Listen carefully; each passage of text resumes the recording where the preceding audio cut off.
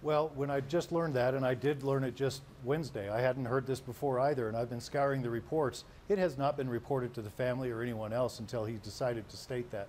So, but what it does state to me is that if unless it had been tampered with on the scene, which I don't think that's a very good probability, but the fact is that if there was oxygen mask donned and that it was put onto the passenger, then it does suspect to me that there was some people who survived the initial impact of that missile.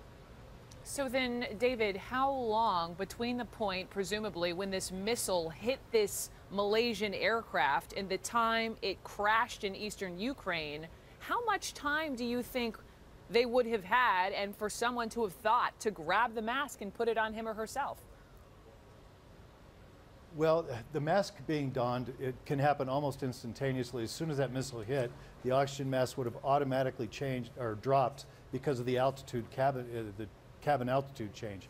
Now, understand though, you're at 40,000 feet, it's 40 below zero, you're traveling at 400 miles an hour. So if you did survive the original impact and then the aircraft broke up, you would not survive that type of environment for very long. It would have only been a minute or two at the most. So by the time the aircraft hit the ground, it wasn't as if they suffered all the way down, as though he was implying on his first statement back in July, which was overly dramatic and certainly unnecessary, causing a lot of additional pain for the family members. Yeah.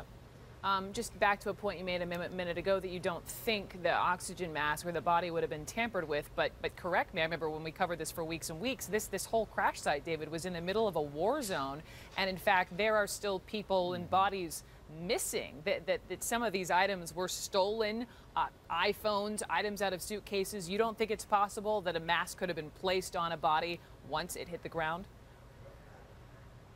Yeah, of course it's possible, but I just can't see the logic in it. Most of the people that were there were trying to take things away. I wouldn't imagine why they would have put an oxygen mask on a person that had already deceased. So certainly it's within the realm of possibility, but I don't see any real logic behind why they would have put it on. So I would lean more towards the probability that it was on the individual at the time of the accident or the time of the missile. David Susi, thank you so much in Denver for me. I appreciate it.